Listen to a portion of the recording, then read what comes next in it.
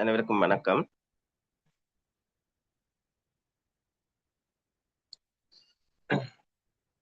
நாங்கள் மேலும் ஒரு அலுவலக முறைமைகள் பேப்பர் கிளாஸ்ல இணைஞ்சிருக்கிறோம். இதுல பேலன்ஸ் கொஸ்டினை பார்க்க தொடங்குவோம்.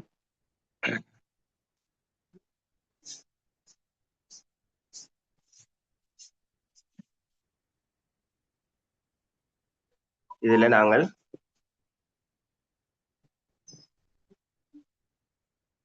43 வரையான கொஸ்டின்கள் பார்த்திருக்கிறோம். என்ன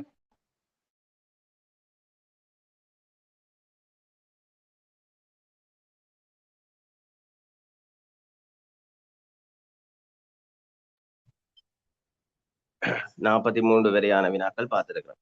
சரி,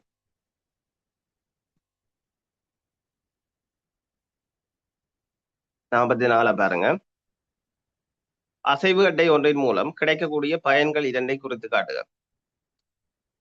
சரி, ஒரு நோட்டா போடுங்க. அசைவட்டை போடுங்க. அசைவட்டை அசைவட்டை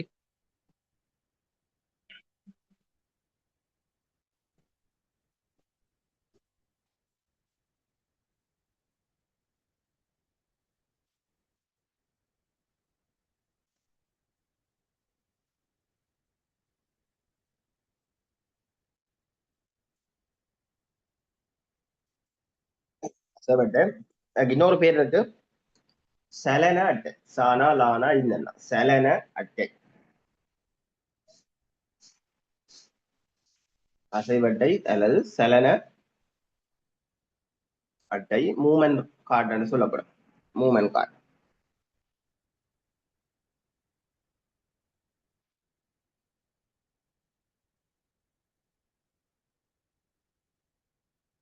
சரிதானே?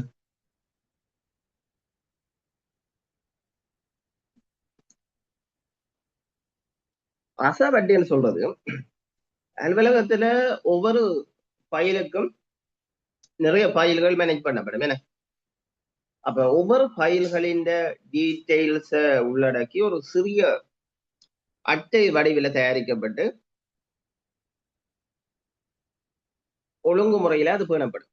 ஒவ்வொரு கோவைக்கும் ஒரு சிறிய கார்டு மாதிரி தயாரிக்கப்பட்டு அதுல அந்த ஒவ்வொரு கோவையின் விவரங்களும் என்ன செய்யப்படும், அதுல எழுதப்படும்.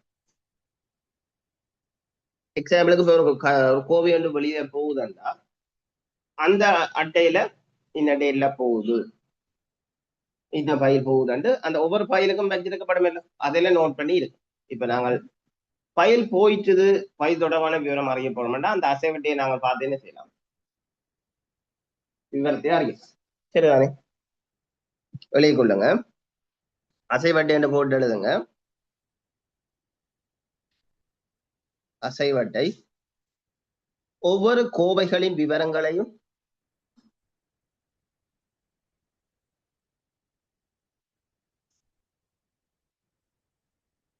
ஒவ்வொரு கோவைகளின் விவரங்களையும்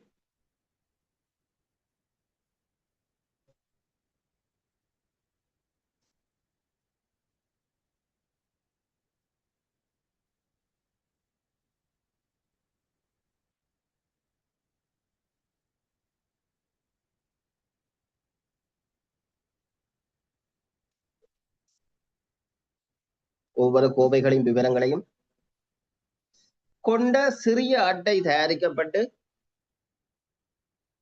ஒவ்வொரு கோவைகளின் விவரங்களையும் கொண்ட ஒவ்வொரு கோவைகளின் விவரங்களையும் கொண்ட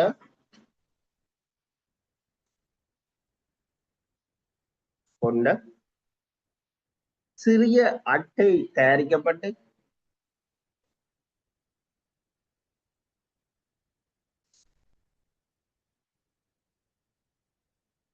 சிறிய அட்டை தயாரிக்கப்பட்டு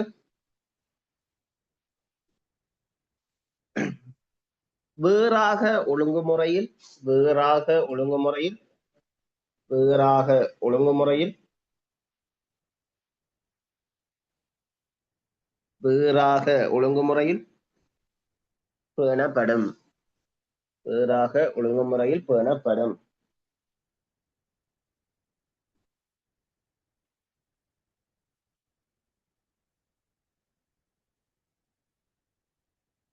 கோவைகள் வெளிச்செல்லும் போதும் கோவைகள் வெளிச்செல்லும் போதும் மீளவும் வந்தடையும் போதும் கோவைகள் வெளிச்செல்லும் போதும்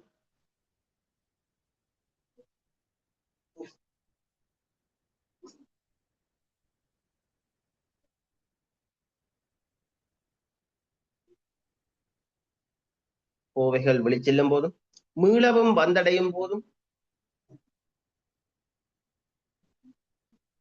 மீளவும் வந்தடையும் போதும் தேவையான பதிவுகள் மேற்கொள்ளப்படும். தேவையான பதிவுகள் மேற்கொள்ளப்படும். திருப்பி சொல்றேன், விடுபட்டா எழுதுங்க. ஒவ்வொரு கோவைகளின் விவரங்களையும் கொண்ட சிறிய அட்டை தயாரிக்கப்பட்டு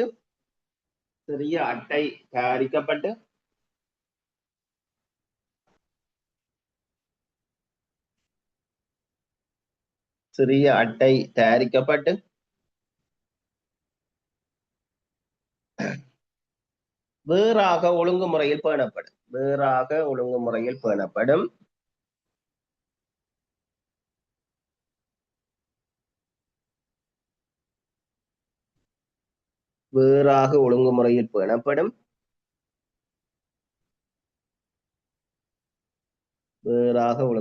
பேணப்படும்.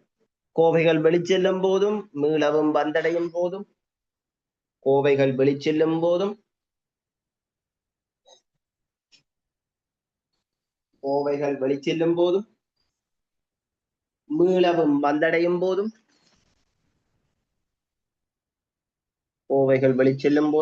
மீளவும் வந்தடையும் போதும் மீளவும் வந்தடையும் போதும் தேவையான பதிவுகள் மேற்கொள்ளப்படும்.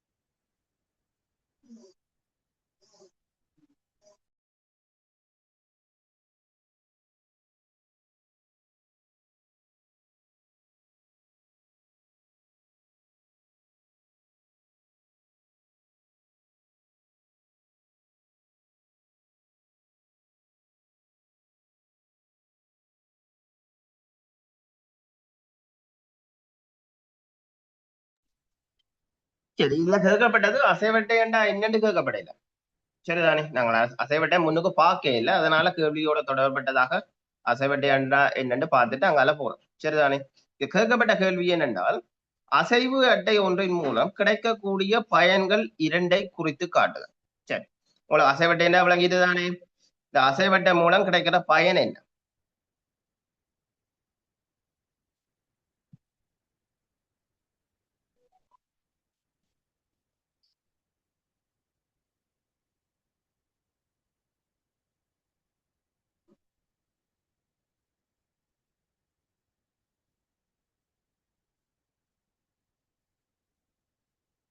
கொள்ளுங்க.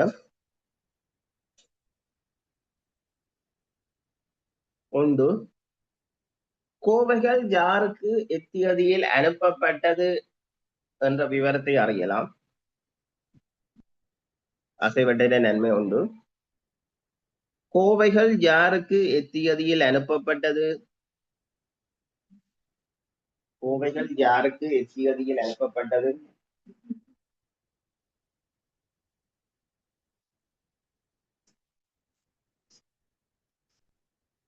எத்தியதியில் அனுப்பப்பட்டது என்ற விவரத்தை அறியலாம்.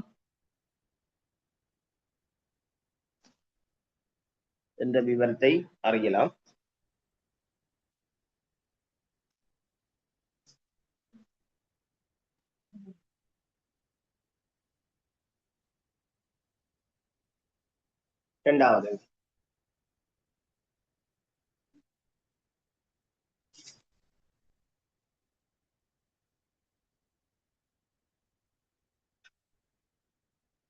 இரண்டாவது, கோவைகளை முகாமை செய்ய உதவியாக இருக்கு. கோவைகளை முகாமை செய்ய உதவியாக இருக்கு.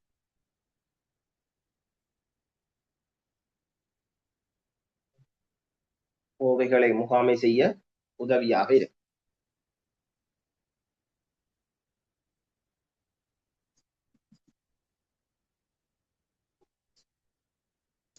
சரிதானே?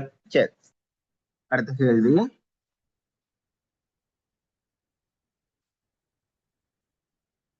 நாற்பத்தஞ்சு பாருங்க. அலுவலகம் ஒன்றின் உள்ளக சூழலை திட்டமிடுதலுடன் தொடர்பான விடயம் ஒன்றை குறிப்பிடுக. அலுவலகம் ஒன்றின் உள்ளக சூழல் ஏற்கனவே பார்த்த நாங்கள்.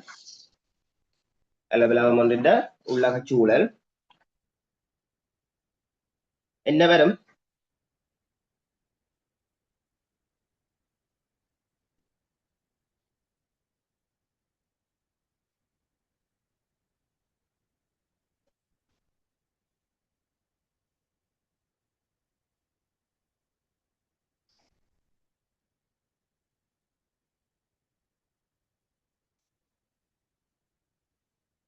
நிறைய பார்த்து நாங்கள். அலுவலகம் ஒன்றின் உள்ளக சூழலுடன் தொடர்பட்ட விடயங்கள்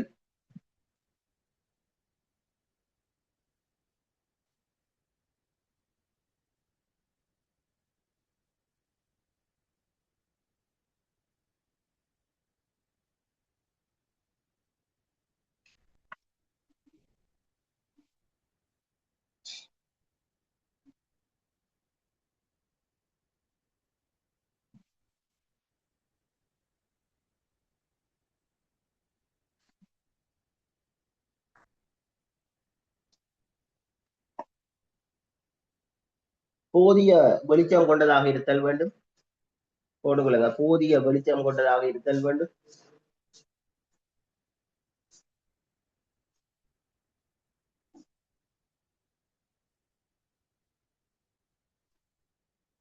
பொருத்தமான வர்ணப்பூச்சு பூசப்பட்டிருத்தல் வேண்டும். பொருத்தமான வர்ணப்பூச்சு பூசப்பட்டிருத்தல் வேண்டும். பொருத்தமான வர்ணப்பூச்சு பூசப்பட்டிருத்தல் வேண்டும். மெலசல கூட வசதிகள் இருத்தல் வேண்டும். மெலசல கூட வசதிகள் இருத்தல் வேண்டும்.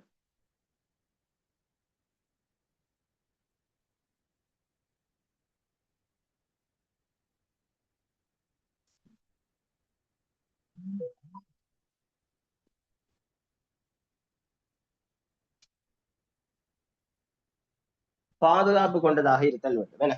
பாதுகாப்பு கொண்டதாக இருத்தல் வேண்டும். இன்னும் நிறைய இருக்கு. பாதுகாப்பு கொண்டதாக இருத்தல் வேண்டும்.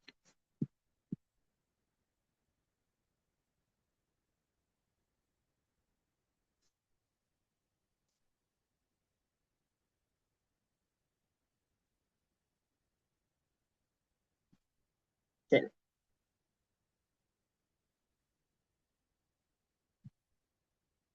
இது நிறுவனம் ஒன்றின் உள்ளக சூழலை தீர்மானிக்கிற போது கருத்தில் எடுக்கிற விடயங்கள். சரி, அடுத்த கேள்வி. அலுவலகம் ஒன்றை அமைக்கும் போது கவனத்தில் கொள்ள வேண்டிய இரு விடயங்களை தருக. ஒரு புதிதாக ஒரு அலுவலகம் ஒன்றை அமைக்கின்ற போது என்னென்ன விடயங்களை கருத்தில் எடுக்கணுமா? அதுல ரெண்டு விடயத்தை தர சொல்லி கேட்கப்பட்டது. ரெண்டு விடயம்.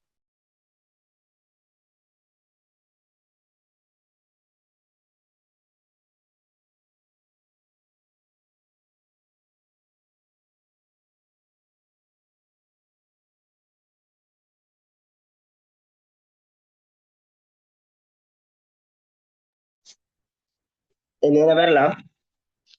புதிதாக அலுவலகம் ஒன்றை நிர்மாணிக்கிற போது கவனத்தில் கொள்ற விஷயங்கள்.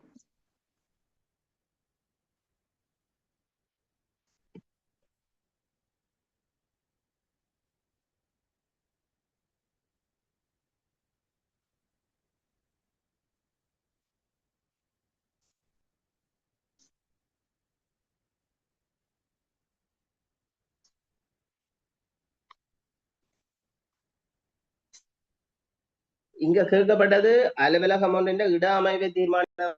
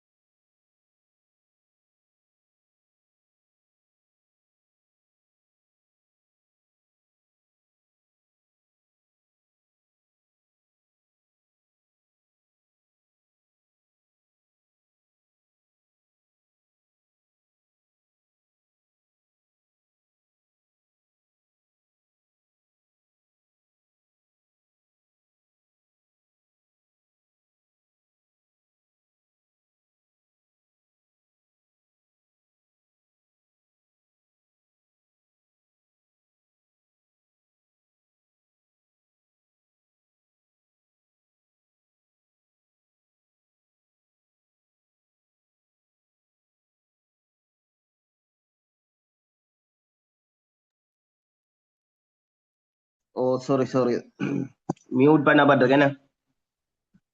ஓகே, நான் அப்படியே நோ சொல்லி கொண்டு போயிட்டேன். சாரி. ஓகே, 46வது அலுவலகம் என்று அமைக்கிற போது 3 விடயம் கவனம் செலுத்தணும். போடுங்க. 46வதுக்கு அலுவலக அமைவிடம், அலுவலக அமைவிடம், அலுவலக சூழல் அல்லது அலுவலக உள்ளக சூழல், அலுவலக சூழல் அல்லது அலுவலக உள்ளக சூழல், அலுவலக தளக்கோலம், அலுவலக தளக்கோலம், அலுவலக தளக்கோலம். 3 விடயங்களை பிரதானமாக ஒரு அலுவலகம் ஒன்றை அமைப்பது தொடர்பாக திட்டமிடுகின்ற போது பிரதானமாக 3 விஷயத்துல கவனம் செலுத்த வேண்டிய தேவைப்பாடு காணப்படுது. சரிதானே? அடுத்த கேள்வி, அலுவலக தளக்கோலத்தை அமைப்பதற்கு 3 முறை. அப்ப அலுவலக தளக்கோலம் பாத்தீங்கன்னா 3 முறை காணப்படுது. என்ன அவற்றில் 2 தர சொல்லி கேட்கப்பட்டது. அலுவலக தளக்கோலம் 3 காணப்படுது. சொல்லுங்க அப்ப என்ன?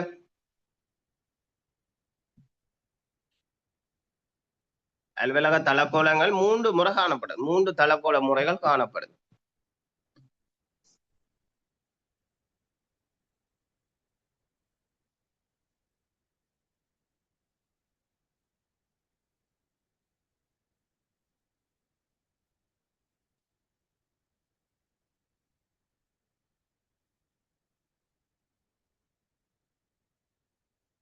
திறந்த தளக்கோலம் வேற,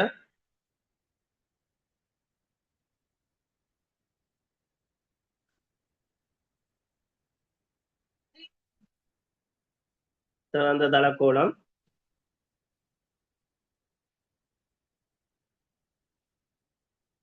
எஸ் திறந்த தளக்கோலம், மூடிய தளக்கோலம் வேற.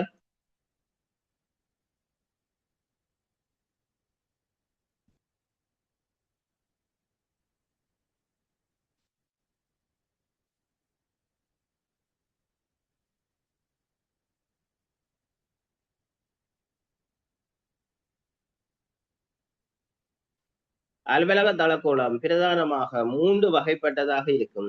ஒன்று திறந்த தளக்கோலம், திறந்த தளக்கோலம், மூடிய தளக்கோலம்,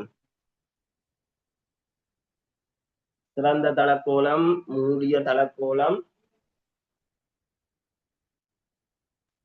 திறந்த தளக்கோலம், மூடிய தளக்கோலம்.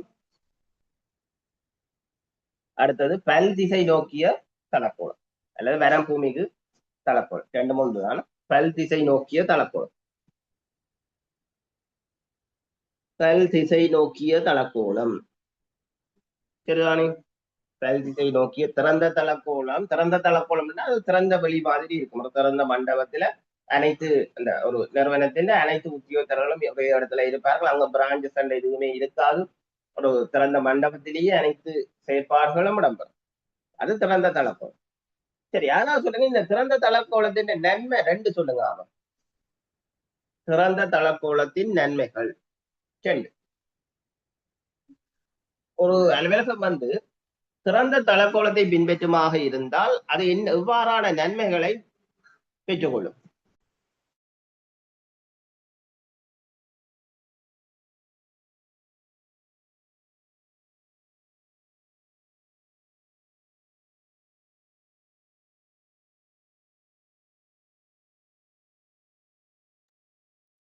திறந்த தளக்கோலத்தின் நன்மை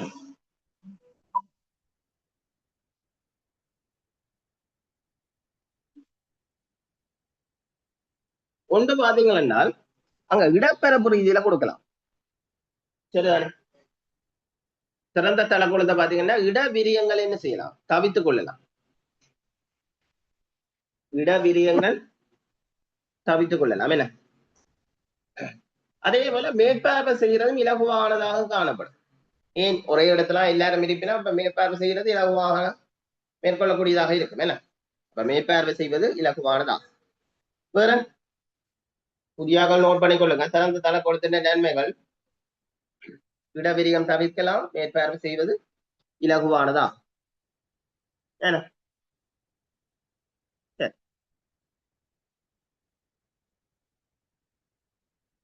மூடிய தளக்கோலம் பண்றது இப்ப இலங்கையில பண்ணப்படுற முறை மூடிய தளக்கோலம் தான். இப்ப நீங்க ஒர்க் பண்ற அலுவலகம் எல்லாம் மூடிய தளக்கோலம். தனித்தனி அறைகள் காணப்படுறதான் மூடிய தளக்கோலம் என்று சொல்லப்படும். தனித்தனியான அறை. என்ன, அக்கௌண்டருக்கு தனி அறை, பிளானிங் ஆபீசருக்கு தனி அறை, கம்ப்யூட்டர் ரூம் மட்டும் தனி அறை, அலுவலர்களை கண்டு எல்லாரும் இருக்கிற தனி அறை, அப்படி தனித்தனி அறைகள் காணப்படுறதான் என்ன மூடிய தளக்கோலம். சில நேரம் மூடிய தளக்கோலத்தின் நன்மைகள் கேட்கப்படாது. என்ன, மூடிய தளக்கோலத்தின் நன்மை பாத்தீங்கன்னா ரகசியங்கள் பாதுகாக்கப்படும். என்ன, ரகசியங்கள் பாதுகாக்கப்படும். கடமைகளை இடையூறின்றி மேற்கொள்ளலாம். என்ன, தனித்தனி அறைகள் இருக்கிறதுனால கடமைகளை வந்து இடையூறு இன்றி மேற்கொள்ளக்கூடியதாக இருக்கு. இடையூறின்றி மேற்கொள்ளக்கூடியதாக இருக்கு. சரிதானே? சரி, இப்ப இங்க கேட்கப்பட்டது அலுவலக தளக்கோலத்தை அமைப்பதற்கு 3 முறைகள் உள்ளன. அவற்றில் 2ஐ தர சொல்லி கேட்கப்பட்டிருக்கு. அது பார்த்துட்டேன். சரி,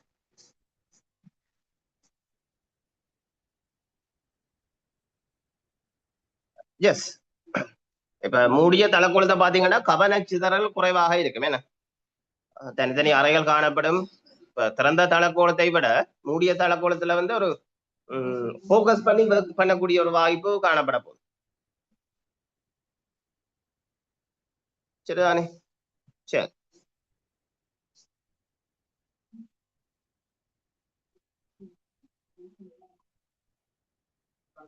ரகசியம் பேணப்படும். அதெல்லாம் மூடிய தளக்கோலத்தின் நன்மை. சரி, இப்ப இது அப்படியே இருக்கட்டும். இந்த கொஸ்டின் கலெக்ஷன் அப்படியே இருக்கட்டும். நாங்கள் ஒரு தியரி பகுதி கொண்டு பார்ப்போம். இந்த ஊழியர்களுக்கு பயிற்றுவிக்கிறது தொடர்பாக ஒரு தியரி பகுதியை பார்ப்போம். நாங்கள் முதல் பார்க்க இல்லை, அது ஒரு முக்கியமான பகுதி. சரிதானே? அதுல சில விஷயம் பார்த்துட்டு நாங்கள் அங்கால போவோம்.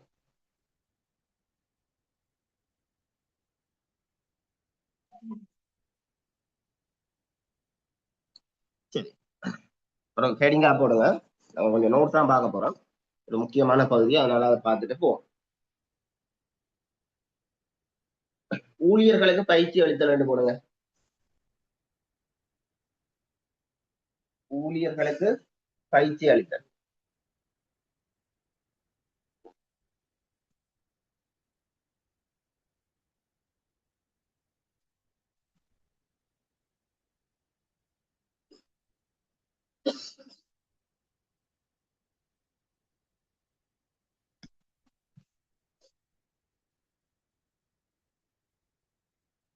இப்ப பாத்தீங்கன்னா இந்த ஊழியர்களுக்கு அல்லது உத்தியோகத்தர்களுக்கான பயிற்சிகளை வழங்குறது ஒரு நிறுவனத்துக்கு கட்டாய தேவைப்பாடாக இருக்கு.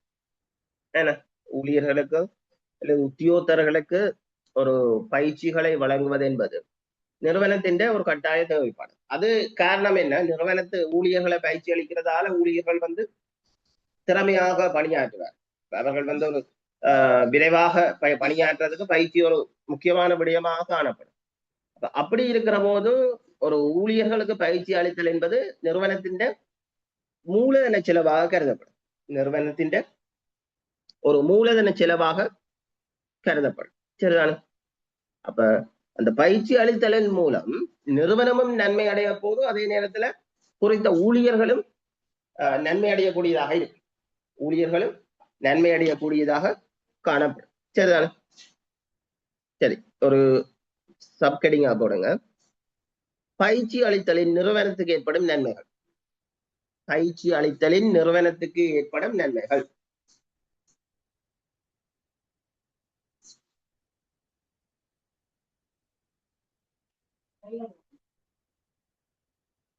பயிற்சி அளித்தலின் நிறுவனத்துக்கு ஏற்படும் நன்மைகள்.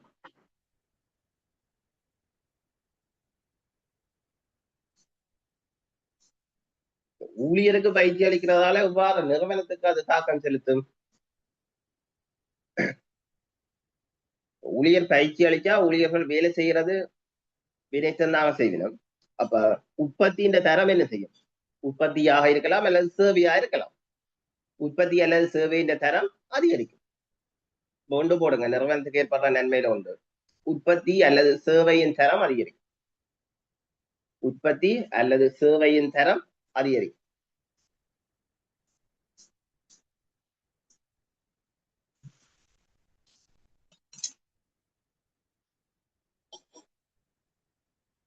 உற்பத்தி அல்லது சேவையின் தரம் அதிகரிக்கும்.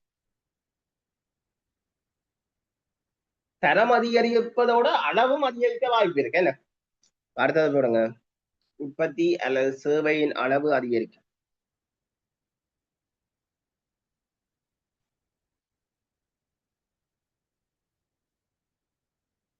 உற்பத்தி அல்லது சேவையின் அளவு அதிகரிக்கும். அதே போல இழப்புகள் நட்டங்கள் என்ன செய்யும்? குறைவடை. ஏண்டா ஊழியர்களை பயிற்சி அளிக்கிறதால அவர்கள் குறித்த வேலையில அறிவினை பெற்றுக் கொள்வார்கள். ஆகவே அவர்கள் தவறு பெறுவது குறைவாக இருக்கும். அடுத்தது போடுங்க, இழப்புகள் நட்டங்கள் குறைவடை.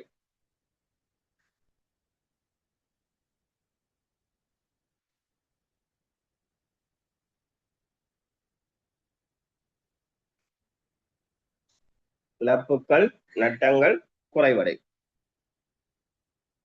அதே போல அலுவலகத்தில பயன்படுத்தப்படுகின்ற இயந்திரங்களால கூட உச்ச பயன்பாட்டப்படுறதுக்கு இது வழிவகும். என்ன அடுத்தது போடுங்க, அலுவலகத்தில் பயன்படுத்தப்படும் இயந்திரங்கள் மூலம் உச்ச பயன்பாட்டை பெற முடியும்.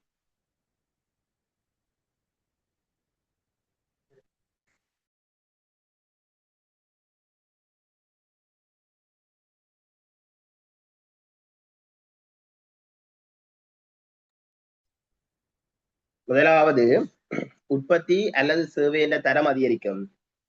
இரண்டாவது உற்பத்தி அல்லது சேவையின் அளவு அதிகரிக்கும். சேவையின் அளவு அதிகரிக்கும். மூன்றாவது இழப்புகள் மற்றும் நட்டங்கள் குறைவடையும். இழப்புகள் மற்றும் நட்டங்கள் குறைவடையும். இழப்புகள் மற்றும் நட்டங்கள் குறைவடையும். அடுத்தது அலுவலகத்தில் பயன்படுத்தப்படுகின்ற இயந்திரங்களில் இருந்து உச்ச பயன்பாட்டை பெற முடியும்.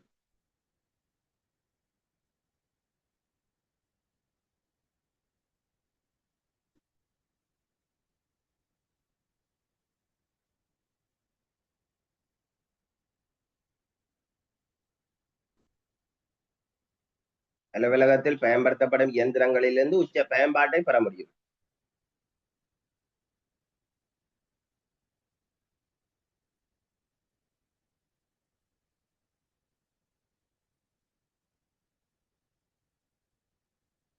உச்ச பயன்பாட்டை பெற முடியும். மற்றது ஊழியர்களுக்கு பயிற்சி அளிக்கிறது ஊழியர்களுக்கு ஒரு ஊக்குவிப்பு வழங்குற மாதிரி, ஒரு மோட்டிவேஷன் வழங்குற மாதிரி. என்ன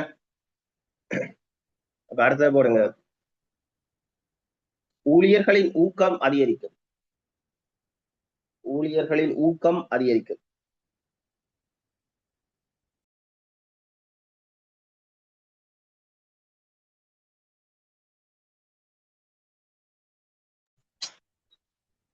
ஊழியர்களின் ஊக்கம் அதிகரிக்கும். மற்றது ஊழியர்கள் இடையில ஒரு மன உறுதி ஏற்படும். தங்களால வேலை செய்ய முடியும், மற்றவர்களை போல சிறந்த முறையில வேலை செய்து சிறந்த தரமான உற்பத்திகளை மேற்கொள்ள முடியும் என்று அவர்களுடைய மன உறுதியும் என்ன செய்யும், இதனோட அதிகரிக்கும். அடுத்த போடுங்க, ஊழியர்களின் மன உறுதி அதிகரிக்கும்.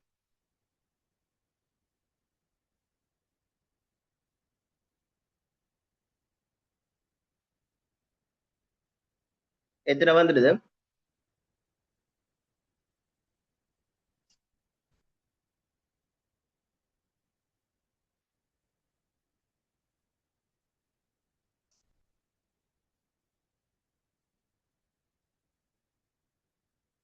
சரி, அடுத்த ஒரு சப்கெரிங்கா போடுங்க. பயிற்சியினால் ஊழியருக்கு ஏற்படும் நன்மைகள். பயிற்சியினால் ஊழியருக்கு ஏற்படும் நன்மைகள்.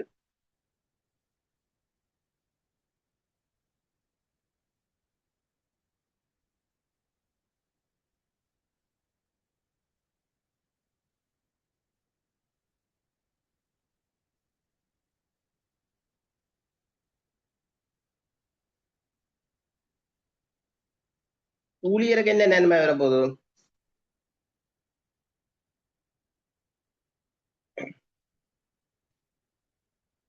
ஊழியர்கள் ஒரு புதிய அறிவை பெற்றுக் கொள்றதுக்கு இது வழிவகை செய்யும். என்ன ஒன்று போடுங்க, ஊழியர்கள் புதிய அறிவை பெற்றுக்கொள்ள வழிவகை செய்யும்.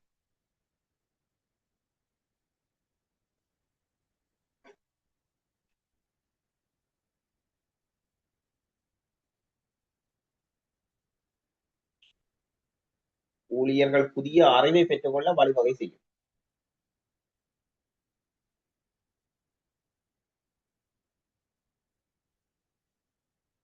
ஊழியர்கள் புதிய அறிவை பெற்றுக்கொள்ள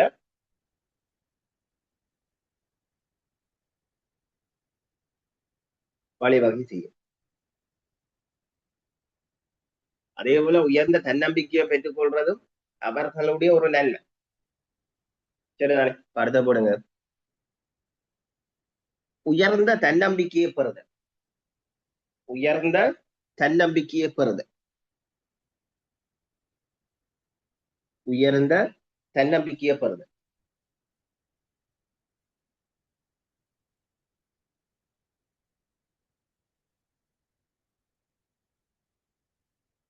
உயர்ந்த தன்னம்பிக்கையை பெறுதல்.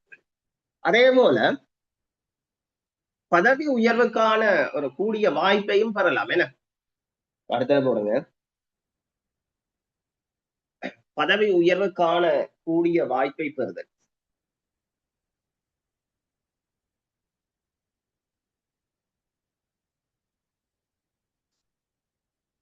பதவி உயர்வுக்கான கூடிய வாய்ப்பை பெறுதல்.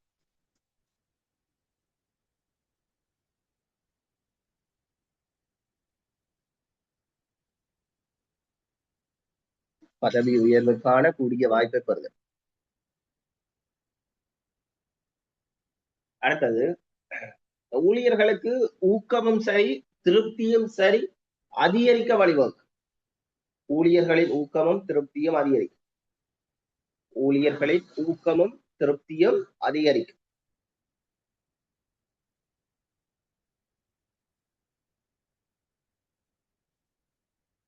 ஊழியர்களின் ஊக்கமும் திருப்தியும் அதிகரிக்கும்.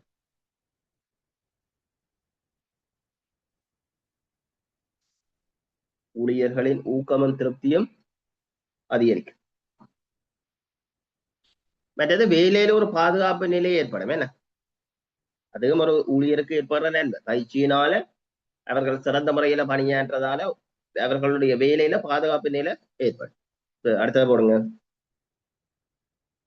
வேலையில் பாதுகாப்பு நிலைமை ஏற்படும். வேலையில் பாதுகாப்பு நிலைமை ஏற்படும்.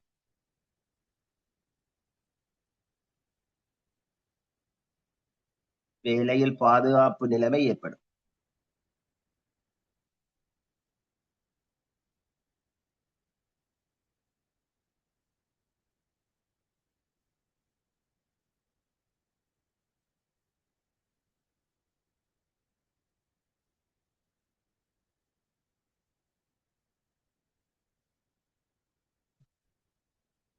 சரிதானே?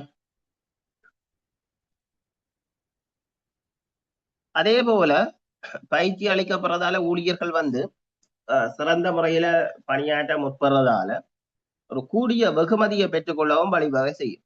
அடுத்தது போடுங்க. கூடிய வெகுமதிகளை பெற்றுக்கொள்ள வழிவகை செய்யும். கூடிய வெகுமதிகளை பெற்றுக்கொள்ள வழிவகை செய்யும்.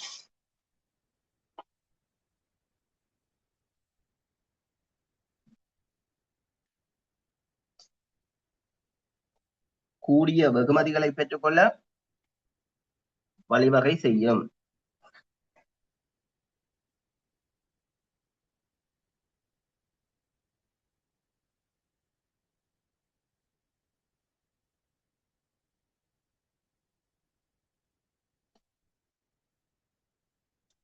சரி,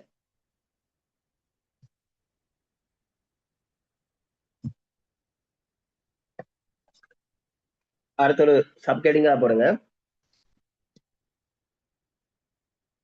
ஊழியர்களுக்கு பயிற்சி அளித்தலின் வகைகள். ஊழியர்களுக்கு பயிற்சி அளித்தலின் வகைகள்.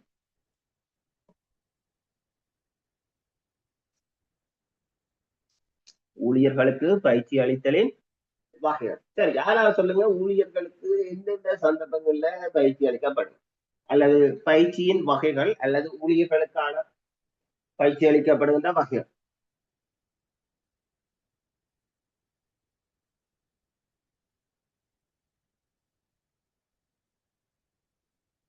இதுல அது ஒரு கேள்வியா கேட்கப்பட்டிருக்கு. அரசு அலுவலர்கள் பயிற்சிவிக்கப்படும் முறைகள் ரெண்டு தர சொல்லி கேட்கப்பட்டிருக்கு. என்ன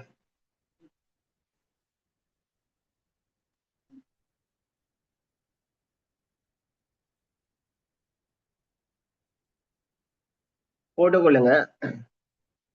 பயிற்சியின் வகைகள் என்று போடுங்க. பயிற்சியின் வகைகள். பயிற்சியின் வகைகள். பயிற்சியின் வகைகள். இப்ப ஒவ்வொரு நிறுவனமும் ஒவ்வொரு மாதிரி இருக்க போது என்ன. அப்ப நிறுவனங்களோட நோக்கங்கள் வேற வேற, தன்மைகள் வேற வேற, செயற்பாடுகள் வேற வேற. ஆகவே நிறுவனங்களோட நோக்கம், தன்மைகள், செயற்பாடுகள் போன்றவற்றுக்கு ஏற்ப பல்வேறு வகையான பயிற்சிகளை என்ன செய்யலாம், ஊழியர்களுக்கு வழங்கப்படக்கூடியதாக இருக்கு. சரிதானே? அப்ப பயிற்சிகள் வந்து பிரதானமா 4 வகைக்குள்ள பிரதானமா கொண்டு வரலாம். ஒன்று அறிமுக பயிற்சி. ஒன்று பாத்தீங்கன்னா அறிமுக பயிற்சி. அதே போல வேலையின் போது பயிற்சி, சேவை கால பயிற்சி என்று சொல்லப்படும். இன்னொன்று வேலை சுழற்சி என்று சொல்லப்படும். வேலை சுழற்சி. சரிதானே? அப்ப பயிற்சியின் வகைகள் என்று போட்டு எழுதுங்க. பயிற்சியின் வகைகள். பயிற்சியின் வகைகள். ஒன்று அறிமுக பயிற்சி. அறிமுக பயிற்சி.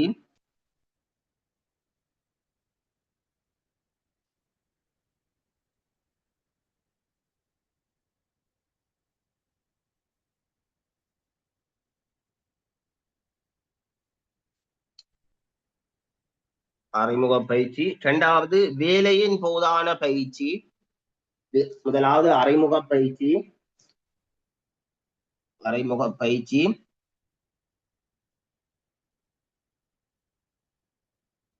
அறிமுக பயிற்சி. இரண்டாவது வேலையின் போதான பயிற்சி. வேலையின் போதான பயிற்சி.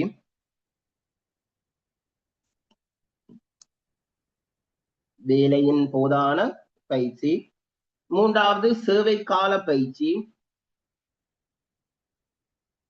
மூன்றாவது சேவை கால பயிற்சி. சேவை கால பயிற்சி. அடுத்தது வேலை சுழற்சி. அடுத்தது வேலை சுழற்சி. வேலை சுழற்சி. சரிதானே? சரி, ஒவ்வொன்றையும் நாங்கள் சின்ன சின்ன விளக்கத்தை பார்த்துட்டு அங்கால போவோம். முதலாவது போடுங்க அறிமுக பயிற்சி. முதலாவது அறிமுக பயிற்சி.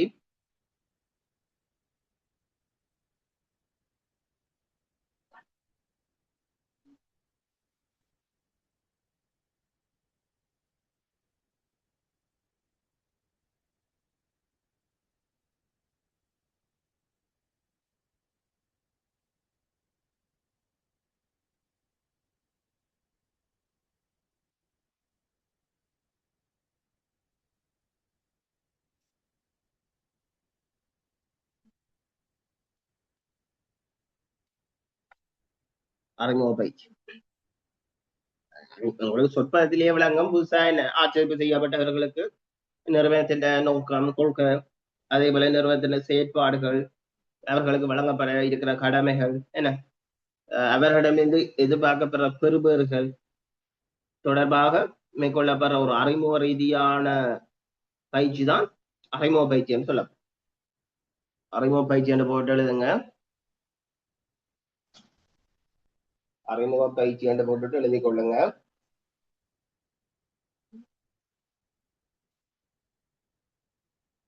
புதிதாக சேர்க்கப்பட்டவர்களுக்கு புதிதாக சேர்க்கப்பட்டவர்களுக்கு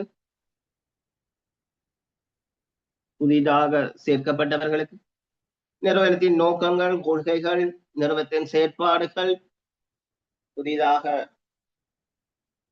சேர்க்கப்பட்டவர்களுக்கு அல்லது புதிதாக சேர்க்கப்பட்டவர்களுக்கு நிறுவனத்தின் நோக்கங்கள், கொள்கைகள், நிறுவனத்தின் செயற்பாடுகள்,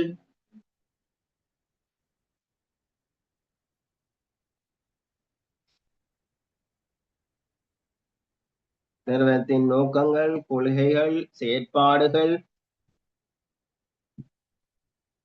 நோக்கங்கள், கொள்கைகள், செயற்பாடுகள், வழங்கப்பட உள்ள கடமைகள், எதிர்பார்க்கப்படுகின்ற பெறுபேறுகள், வழங்கப்படுகின்ற கடமைகள், எதிர்பார்க்கப்படுகின்ற பெறுபேறுகள்,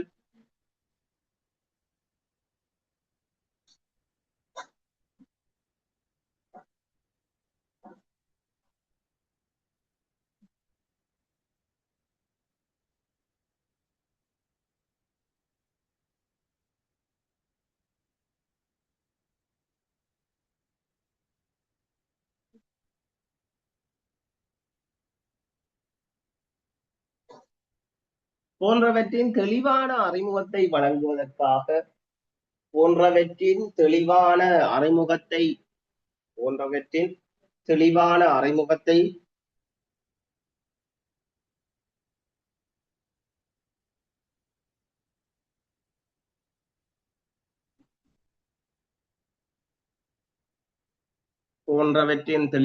அறிமுகத்தை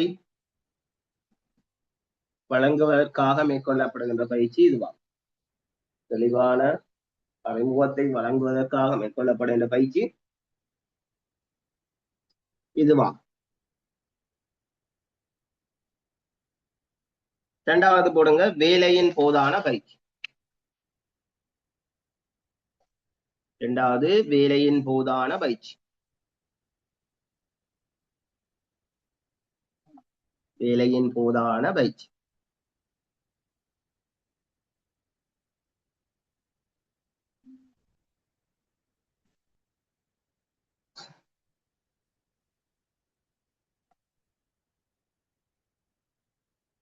வேலையின் போதான பயிற்சி என்றால் தனியாக இருக்கலாம் அல்லது குழுக்களாக இருக்கலாம். ஒரு பதவிக்கு இணைக்கப்பட்டிருந்தால், கடமைக்கு இணைக்கப்பட்டிருந்தால், இந்த குறித்த கடமைக்கு பொறுப்பா இருக்கிற மேற்பார்வை அலுவலராக அவரை கொண்டு மேற்பார்வை அலுவலரை கொண்டு வழங்கப்படுகின்ற பயிற்சி தான் என்ன? வேலையின் போதான பயிற்சி. வேலையின் போதான பயிற்சி. எழுதிக் கொள்ளுங்க. தனியாக அல்லது குழுவாக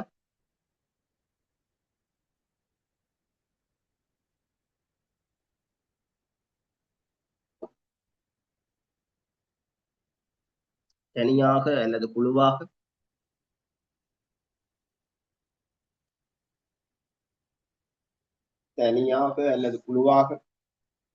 தனியாக அல்லது குழுவாக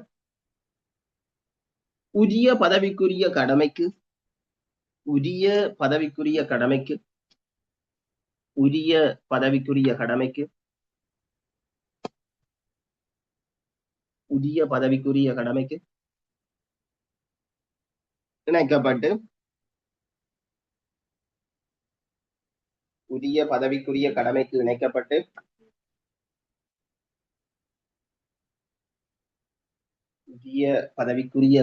இணைக்கப்பட்டு இணைக்கப்பட்டு குறித்த கடமைக்கு பொறுப்பான குறித்த கடமைக்கு பொறுப்பான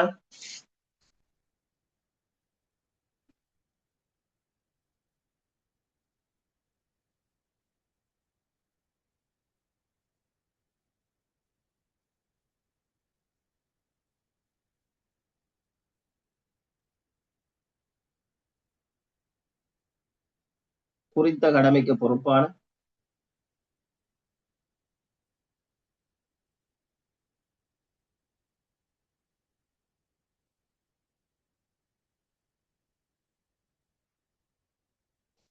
மேற்பார்வை அலுவலரை கொண்டு பயிற்சி வழங்கப்படுவது மேற்பார்வை அலுவலரை கொண்டு பயிற்சி வழங்கப்படுவது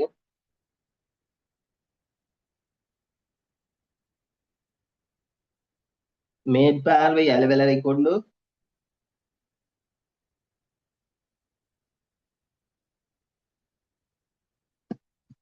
மேற்பார்வை அலுவலரை கொண்டு பயிற்சி வழங்கப்படுவது வேலையின் போதான பயிற்சி எனப்படும் வேலையின் போதான பயிற்சி எனப்படும் வேலையின் போதான பயிற்சி எனப்படும்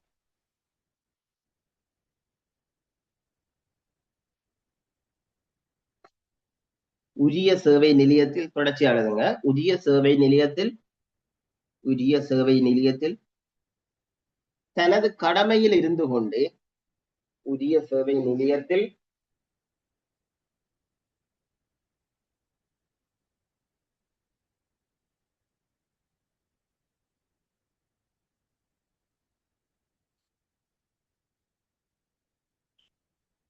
உரிய சேவை நிலையத்தில் தனது கடமையில் இருந்து கொண்டு தனது கடமையில் இருந்து கொண்டு தனது கடமையில் இருந்து கொண்டு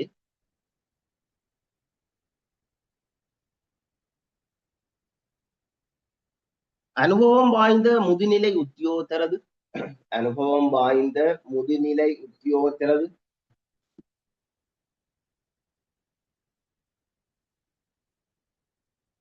அனுபவம் வாய்ந்த முதுநிலை உத்தியோகத்தரது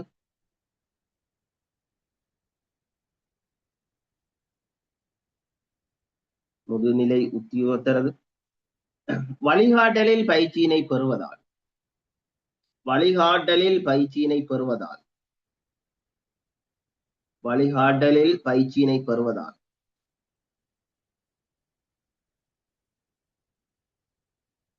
வழிகாட்டலில் பயிற்சியினை பெறுவதால் சிறந்த விளக்கத்தை பெற்றுக்கொள்ள முடியும் சிறந்த விளக்கத்தை பெற்றுக்கொள்ள முடியும்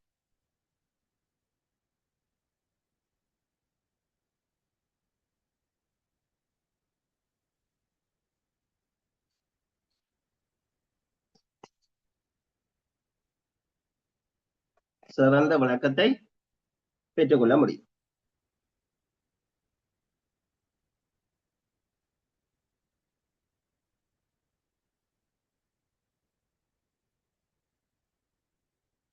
சரி அடுத்தது போடுங்க சேவை கால பயிற்சி அடுத்தது சேவை கால பயிற்சி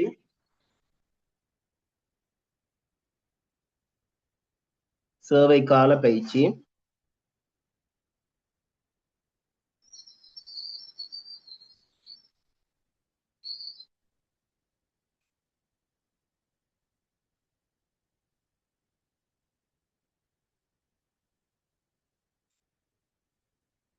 சேவை கால பயிற்சி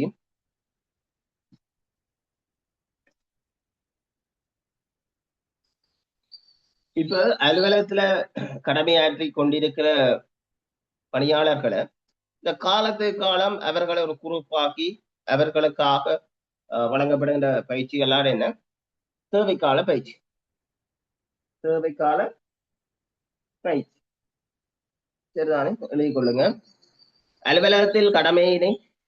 அலுவலகத்தில் கடமையினை அல்லது அலுவலகத்தில் கடமையாற்றி கொண்டிருக்கும் போது அலுவலகத்தில் கடமையாற்றி கொண்டிருக்கும் போது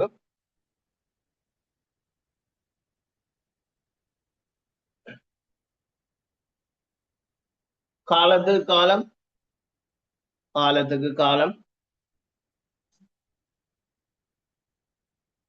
காலத்துக்கு காலம். பணியாளர்களை குழுக்களாக இணைத்து, காலத்துக்கு காலம், பணியாளர்களை குழுக்களாக இணைத்து,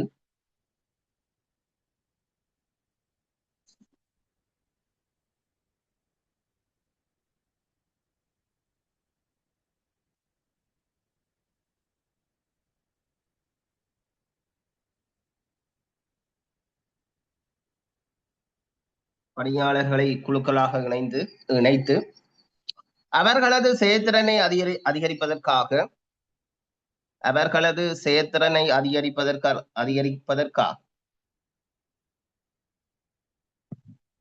அவர்களது செயற்திறனை அதிகரிப்பதற்காக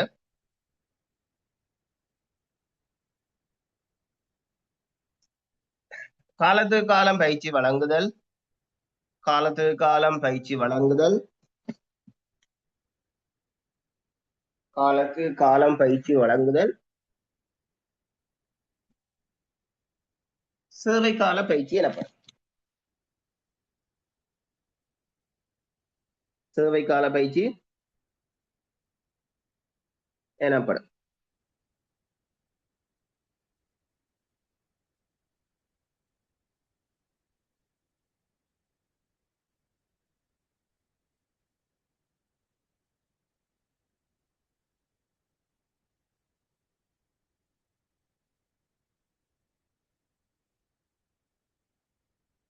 சேவை கால பயிற்சி எனப்படும். அடுத்தது பாருங்க வேலை சுழற்சி.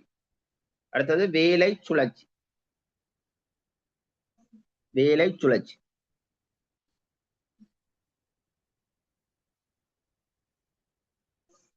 வேலை சுழற்சி.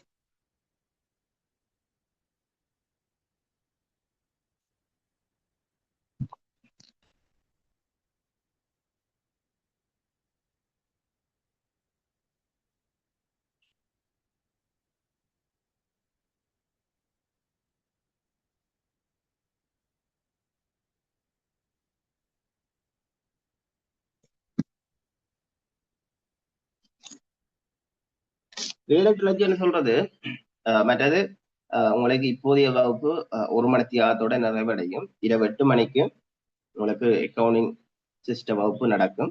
அங்கால நாங்கள் இதை கொஞ்சம் மற்ற டைம்ல கவர் பண்ணி கொள்வோம். சரிதானே? ஓகே. இப்ப வேலை சுழற்சின்னு சொல்றது ஒவ்வொரு இயரும் சப்ஜெக்ட் மாத்தி கொடுக்குற மாதிரி. சரிதானே? அப்ப நிறுவனத்துல இருக்கிற சகல வேலைகளையும் பணியாளர்கள் தெரிஞ்சு வச்சிருக்க வேணும். பணியாளர்கள் வேலையில அறிவை வளர்த்து கொள்ள வேண்டும் என்று என்ன செய்யறது, குறித்த கால இடைவெளிகள்ல வேலைகளை மாற்றிக் கொள்வது, அவருடைய கடமைகளை மாற்றுவது. இந்த வருஷம் லீவ் சப்ஜெக்ட் செய்தா அடுத்த வரியும் ப்ரொக்யூமெண்ட், அல்லது அடுத்த வரியும் வேறு ஒரு சப்ஜெக்ட் வெஹிக்கிள், அப்படி மாத்தி மாத்தி கொடுப்பாங்களே, அதான் வேலை சுழற்சி. சரிதானே? வேலை சுழற்சி என்று போட்டு எழுதுங்க. வேலை சுழற்சி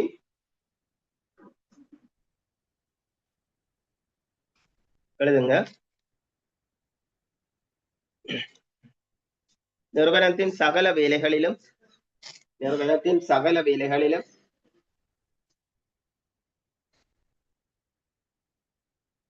நிறுவனத்தின் சகல வேலைகளிலும்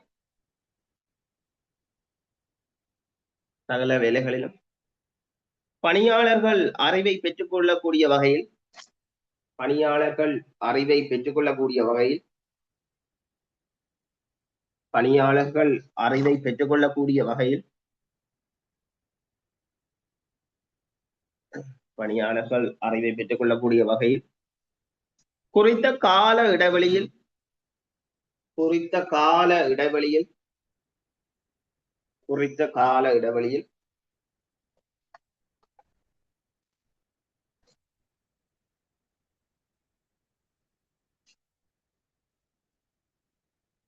குறித்த கால இடைவெளியில்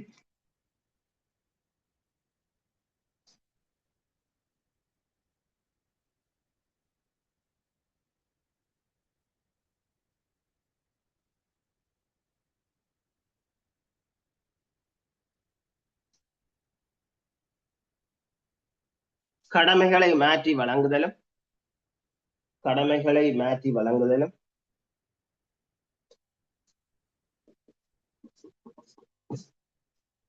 கடமைகளை மாற்றி வழங்குதலும்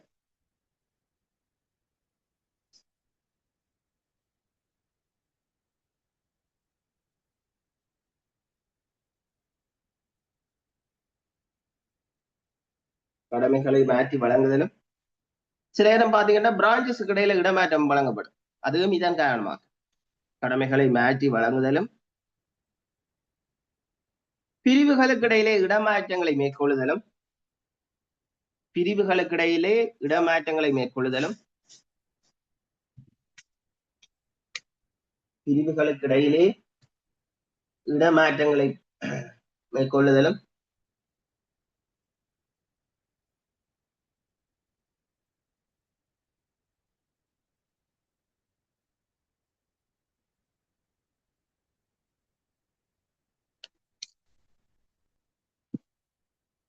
மேற்கொள்ளுதலும்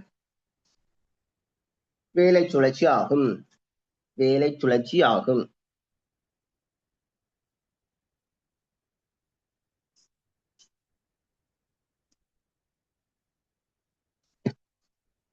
வேலை சுழற்சி ஆகும்.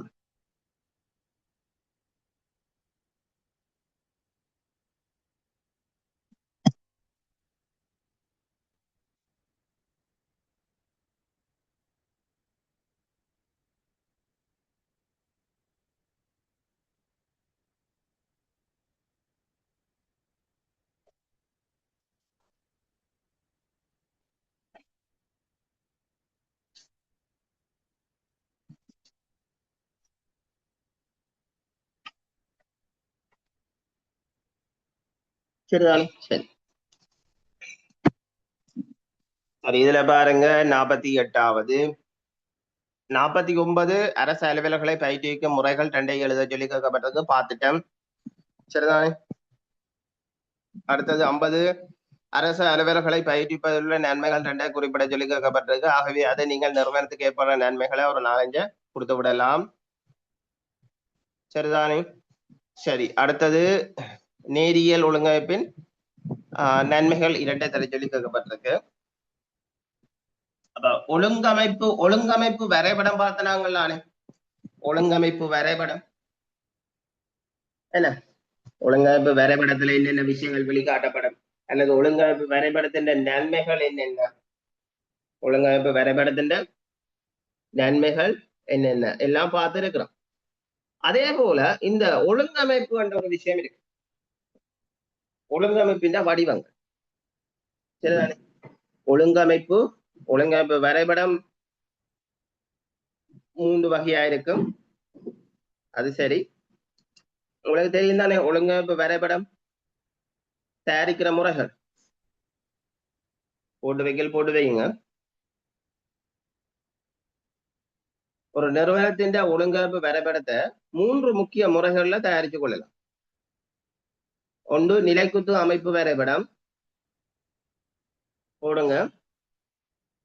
ஒழுங்கமைப்பு வரைபடத்தின் 3 வகைகள் என்று போட்டு எழுதுங்க. ஒழுங்கமைப்பு வரைபடத்தின் 3 வகைகள். ஒழுங்கமைப்பு வரைபடத்தின் 3 வகைகள். ஒன்று நிலைக்குத்து அமைப்பு வரைபடம். நிலைக்குத்து அமைப்பு வரைபடம். நிலைக்குத்து அமைப்பு வரைபடம். அடுத்தது கிடையான அமைப்பு வரைபடம். கிடையான அமைப்பு வரைபடம். அதே போல வட்ட வடிவான அமைப்பு வரைபடம். வட்ட வடிவான அமைப்பு வரைபடம். சரிதானே? சரி, அதே போல இந்த முகாமைத்துவ அறிஞர்கள் ஒரு நிறுவனத்தின் ஒழுங்கமைப்பை அவர்கள் 4 வகைக்குள்ள கொண்டு வருகிறோம். ஒழுங்கமைப்பு சரிதானே? 4 வகைக்குள்ள கொண்டு வருகிறோம். நீங்கள் அதை போட்டுக்கொள்ளுங்க. நிறுவனத்தின் முகாமைத்துவ இப்படி போடுங்க. முகாமைத்துவ அறிஞர்களின் கருத்துப்படி, முகாமைத்துவ அறிஞர்களின் கருத்துப்படி, முகாமைத்துவ அறிஞர்களின் கருத்துப்படி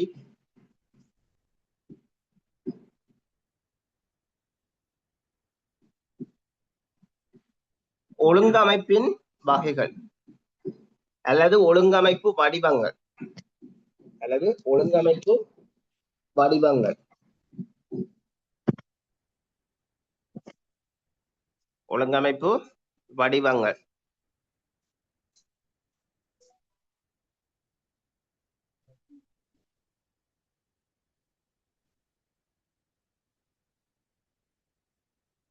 சரிதானே? ஒழுங்கமைப்பு வடிவங்கள்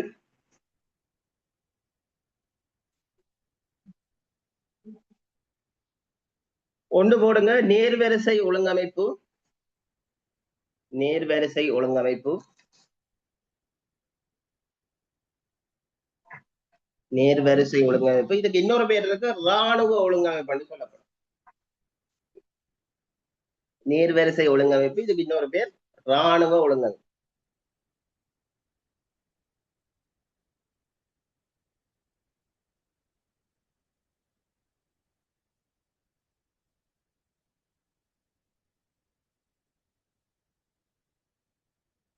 சரிதானே? இரண்டாவது செயற்பாட்டு ஒழுங்கமைப்பு. செயற்பாட்டு ஒழுங்கமைப்பு.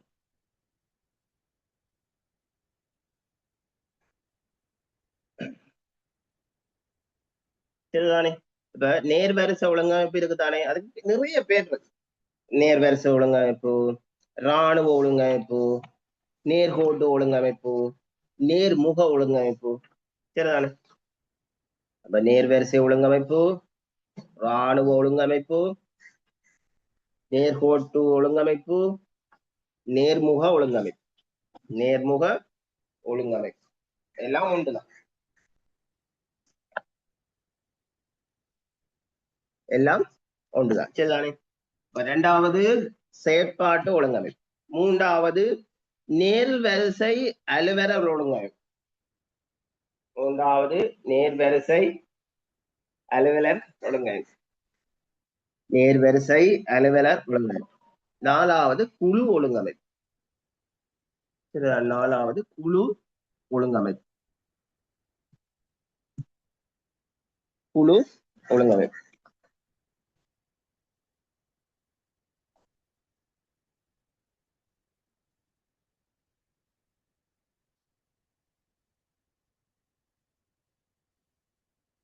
இங்க பாத்தீங்க என்றால் இந்த அதிகாரங்கள் ஒரு நேர்கோட்டு முறையில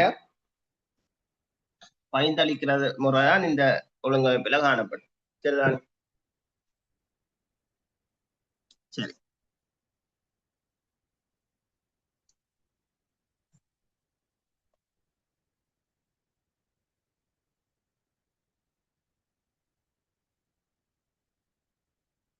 நாலு ஒழுங்கமைப்பு முறைகள். முதலாவது நேர்வரிசை ஒழுங்கமைப்பு, இரண்டாவது செயற்பாட்டு ஒழுங்கமைப்பு, மூன்றாவது நேர்வரிசை அலுவலர் ஒழுங்கமைப்பு, நாலாவது குழு ஒழுங்கமைப்பு. குழு ஒழுங்கமைப்பு. சரிதானே? சரி, இதுல கேட்கப்பட்டது என்ன? இது ஒழுங்கமைப்பிட்ட வகை. நேரியல் ஒழுங்கமைப்பின் நன்மைகள் ரெண்டு தர சொல்லி கேட்கப்பட்டிருக்கு, போட்டுக்கொள்ளுங்க. அதன் நன்மைகள்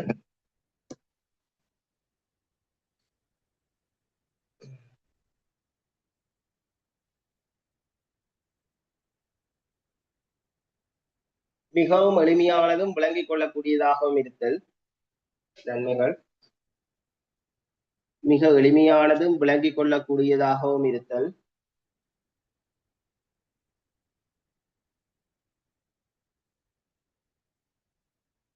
மிக எளிமையாகவும் விளங்கிக் கொள்ளக்கூடியதாகவும் இருத்தல்.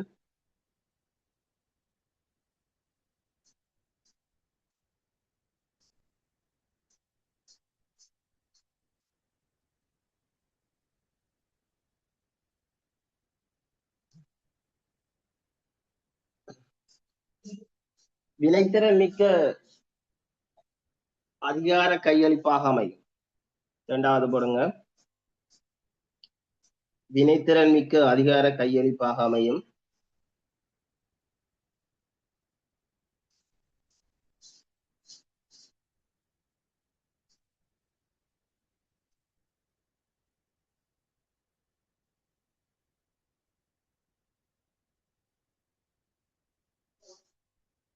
வினைத்திறன் மிக்க அதிகார கையளிப்பாக அமையும்.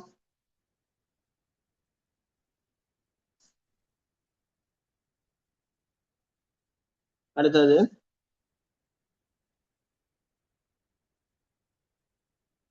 தனது பிரிவின் தேவைக்கேற்ப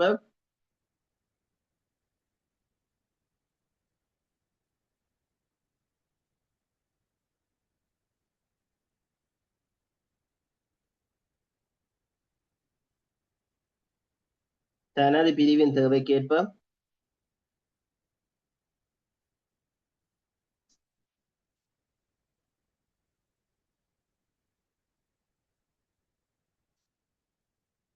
விடயங்களை ஒழுங்கமைக்க பிரிவு தலைவரால் இயலும்.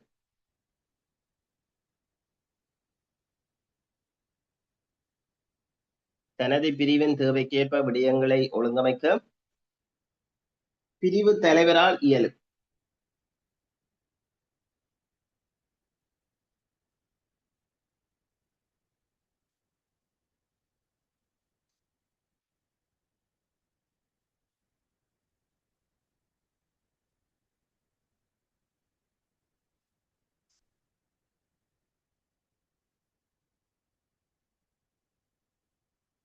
பிரிவு தலைவரால் இயலும். அடுத்தது அமைப்பு சுமூகமான முறையில் அமைப்பு சுமூகமான முறையில்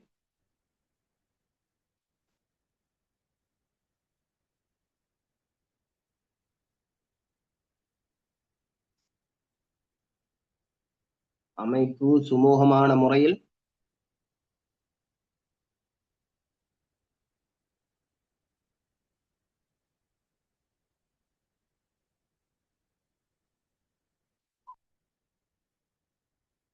அமைப்பு சுமூகமான முறை இயங்கக்கூடியதாக உள்ளமையினால் இயங்கக்கூடியதாக உள்ளமையினால்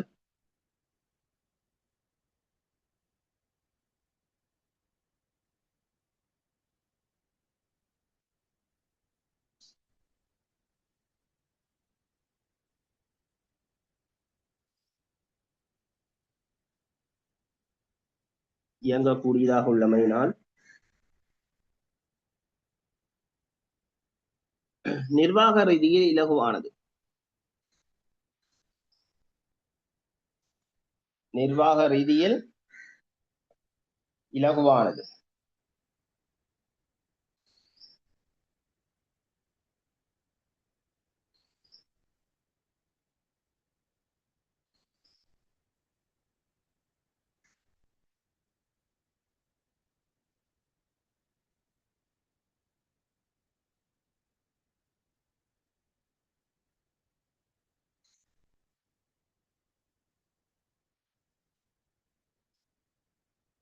நிர்வாக ரீதியில் இலகுவானது.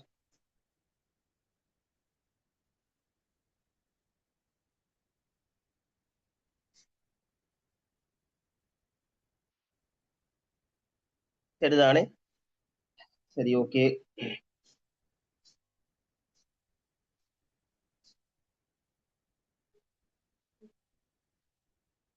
நாங்கள் இரவு வகுப்பில் சந்திப்போம். இரவு 8 மணிக்கு உங்களுக்கு கணக்கீட்டு முறைமை வகுப்பு இடம்பெறும்.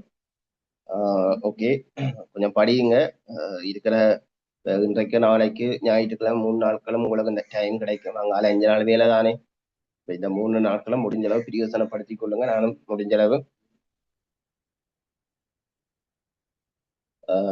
கிளாஸுகளை வச்சு அவ்வளவு சீக்கிரம் முடிக்க முடியுமோ முடிக்க பார்க்கிறேன். காரணம் வந்து என்னென்றால் உங்களுக்கு அங்கால கொஞ்சம் புரிய கிடைக்கும்.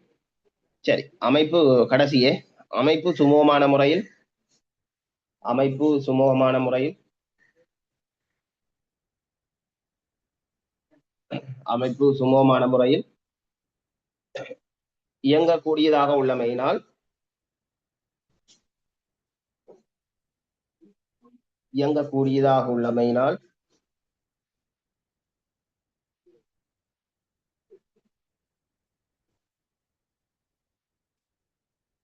இயங்கக்கூடியதாக உள்ளமையினால் நிர்வாக ரீதியில் இலகுவானது. நிர்வாக ரீதியில் இலகுவானது.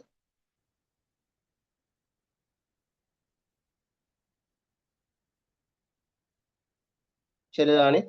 சரி, மற்றது உங்களுக்கு அந்த ஃபைவ் இயர்ஸ் நோட்ஸ் கொஞ்சம் போடுறேன், அதையும் பார்த்துக்கொள்ளுங்க. சரிதானே? கொஞ்சம் லேட்டா நோட்ஸை கொஞ்சம் போட்டுக்கொள்றேன், பாருங்க. சரி, ஓகே. இரவு வகுப்பில் சந்திப்போம். நன்றி.